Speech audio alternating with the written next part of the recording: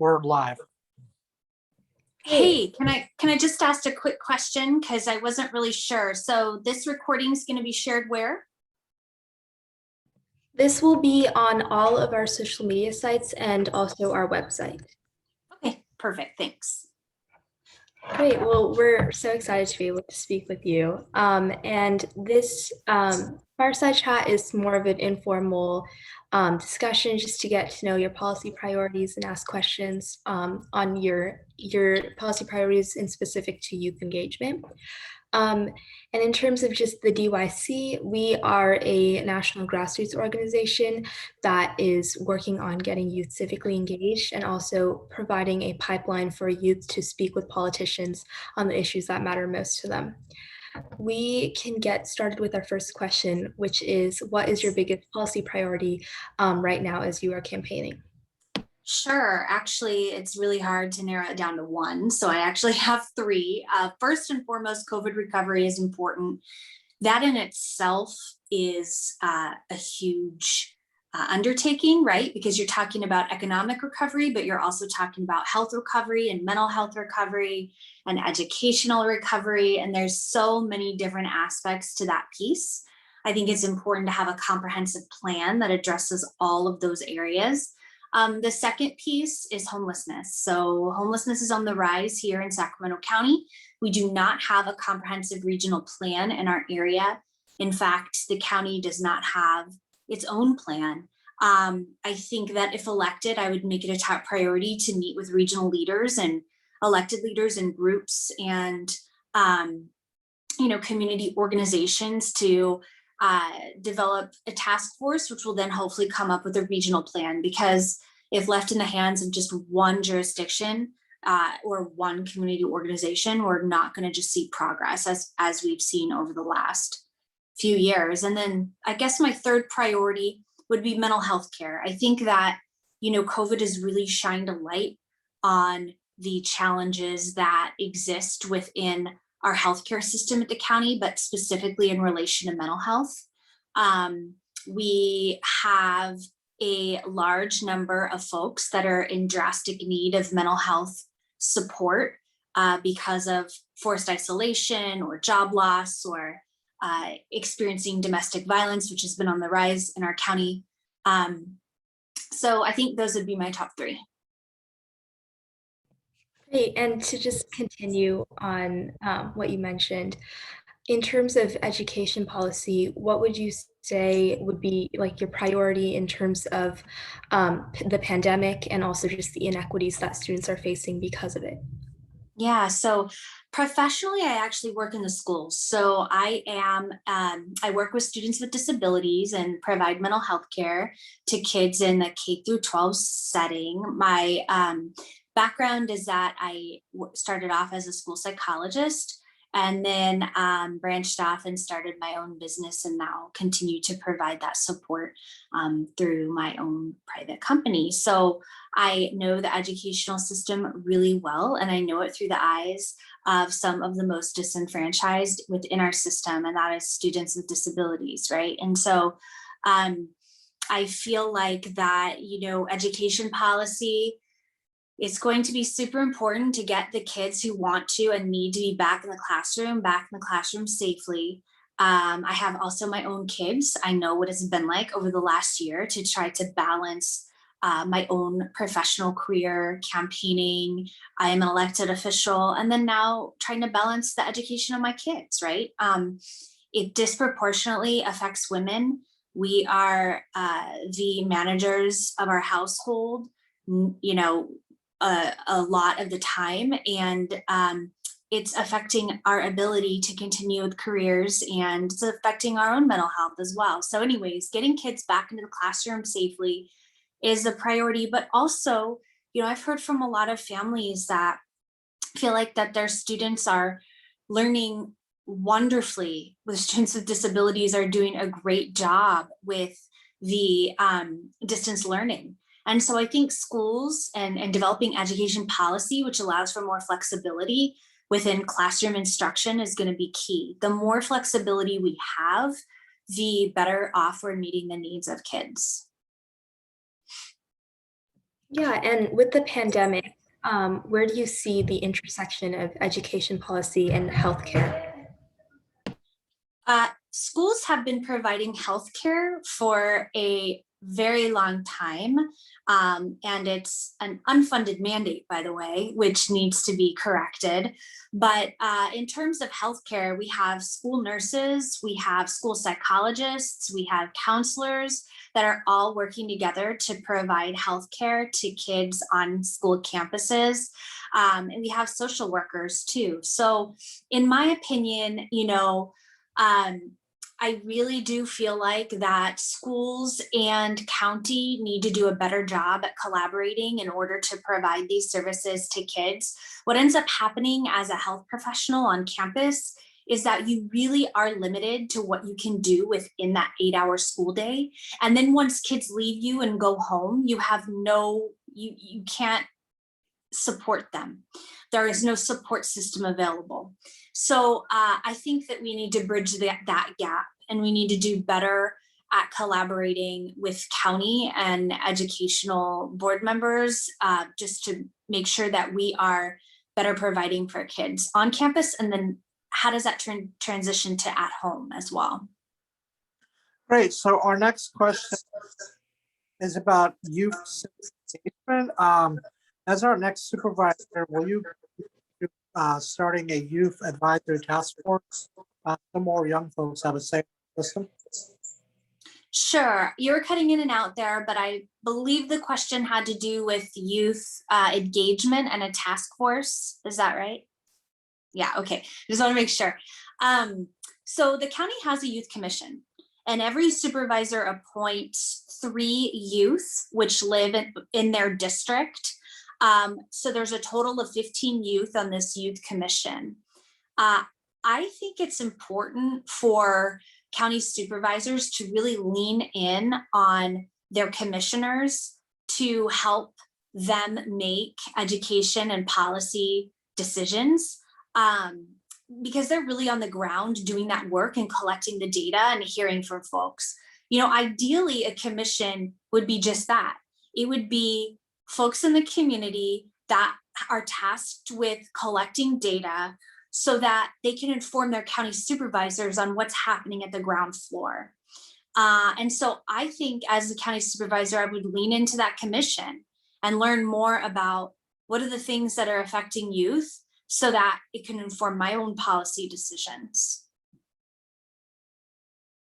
And then kind of pivoting a little bit, you've talked about working with many different legislative bodies. What role do you see the county board playing in statewide politics? I think it's important for county supervisors to have a good understanding of bills and work with legislators on important things coming down the pipeline. Or if not, we will have a lot of unfunded mandates that are really hard to meet. One example is I'm supporting CalCare. I don't know if you know what that bill is, but it's a new bill that has been introduced this cycle at statewide level, and it would basically provide universal health care for all Californians. I believe in universal health care. I think that's the way we need to move forward in our country, not only in our country, but definitely in the state of California. But if passed, the control for this CalCare would most likely rest in county supervisors, which means that each county would have a hand in delivering the healthcare services that are required by this bill. So I name that as just one example of why it's important for county supervisors to have their hand in the statewide bills that are coming down the pipeline, because eventually those will trickle down into the county supervisor's realm of control. So I think it's really important. Great. So our next question is, what is your stance on paid internships? Sure, I think paid internships are wonderful. I would love to give youth the young people the chance to work on a campaign and earn some kind of, livelihood for that. I think what's important to understand though is you need to understand the donation limits put in place by Sacramento County. So I don't know if you know, but each race, each county supervisor race in Sacramento County has a limit of $250 that they can raise per person in an off election year. And that limit raises to about $1,200 per person.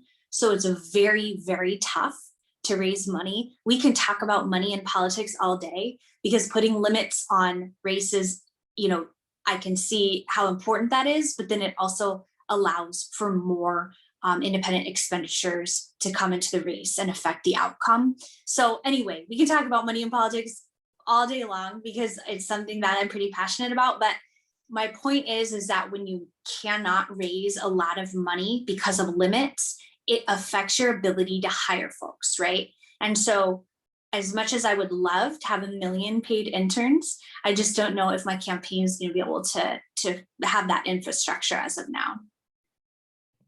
Yeah, and just more on community engagement, how will you ensure that your community really has a say in the policies that you are implementing as you move forward into your role? Sure. So first and foremost, what a lot of people I think are surprised to hear is that the budget is the most important piece to your job. Yes, policy is important, but budget policy, I think first and foremost will create the space to allow you to fund some of these other policy priorities that you have. And so first and foremost, getting the community involved with the budget development, I think is really important. There's a movement right now going on through Sacramento. Some activists in the community are really advocating for what they call the people's budget, which basically they're creating because they feel disenfranchised and they feel that the county has not done a good job at including their voices in the development of the county budget. They have worked on their own budget on the side to make sure the county understands what their budget priorities are. I think including them in the conversation, including more public opportunities for activists and people in the community to tell us what they want.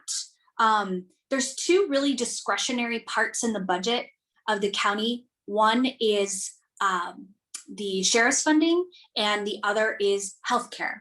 I think we need a more balanced approach to that piece. And I think that we will find over the next, several budget cycles that healthcare needs to be a priority.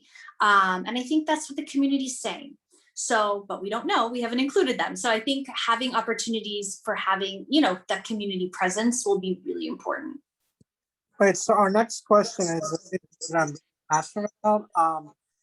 You talked about this in your intro. What is your stance on disabilities issues, more so disabilities inclusiveness and accessibility? Sure, yeah. So again, professionally, I work in schools with students with disabilities. I've started, created, and led programs which advocate for inclusion in the school setting. Inclusion in the school setting looks like students with disabilities being included in the general education program so that they have the opportunity to have peer models, but in addition to that their peers also have the opportunity to learn and understand what it's like to have a disability. It creates more empathy on both sides. And so I've been a big advocate for inclusion in the school setting, and I think that will translate really well to the community setting as well. I think that when you plan buildings, when you plan playgrounds and parks, you do so from the vantage point of those who are most marginalized and those who have the hardest time with access. And if you do that, then you will have a building or a structure or a playground that really does work for everyone. So that's kind of where I am. And I I think that the voice of those with disabilities has not been included enough within our county. We do have a commission, but I'd like to kind of lean in on them a little bit more for support. And as kind of a final summarizing question, can you tell us about your main motivations and reasons for running? Yeah, sure. So I'm currently an elected official in Elk Grove and Galt in the South County of Sacramento, and I sit on the Casumna CSD board, which governs over parks, recreation, and fire. I originally ran in 2018. That was my first time ever getting involved in politics. I got involved in politics after the 2016 presidential election when my candidate lost, and I was so shocked about that loss that I started an activist group in Elk Grove that focused on lobbying local, state, and federal elected officials on issues that were important to us in the community. I felt like was not a time to be silent, and we needed to stand up and use our voices if we were going to make sure that we took care of each other throughout this last administrative cycle. So I started that and really got a good understanding of what it was like to be an elected official. I got to meet different elected officials, and I had an epiphany. You know, I always thought that elected officials growing up were the best of the best and the cream of the crop. And I'm not saying that they aren't, but I'm saying that I quickly realized that the only difference between them and me and other folks in the community is that they had the guts to run for office. And so I felt like, hey, why can't I do this too? So I did, and I've really been enjoying the policy development piece. We've done a lot of great work. We have our first climate action plan that we just passed with pretty aggressive goals, and we're working on the implementation plan of that now. We are, really concentrating on policies surrounding diversity, equity, and inclusion, and making sure that we are an agency that puts that first and foremost in every decision that we make. We have done worked a lot on transparency in government, making sure that our budget is transparent. We have community engagement within the budgetary process. So we've done a lot of great work over this last 3 years. And the supervisor that's currently in there, Don Natoli, he has been in that seat or working for the person in that seat since the year I was born. And I am not that young. So he's been there since 1979. This is a once in a lifetime opportunity. And I thought, I can really take what I've learned in this last few years and translate that into this supervisor position, and we can really do a lot of good work. And so I'm going for it. Great. Well, thank you so much for joining us. We definitely learned a lot from you. These were all the questions that we had today, and we wish you the best in your campaign. Thank you. Guys don't have anything more? It's only been 19 minutes. Well, on a personal note, I want to say that I have family in Elk Grove in Sacramento, so it's good to see that we have a fresh face representing our values in Sacramento. And my colleague is actually in California. She's living in San Francisco. Okay, great. How long have you been living out there? My whole life. So okay. I actually went to graduate school in San Francisco State, and I grew up in San Jose. So I have pretty deep roots in the Bay Area as well. But I attended Sacramento State for my undergrad. And after I went to San Francisco State, I came back because my husband is an attorney and he finished law school out here. And so we got our first job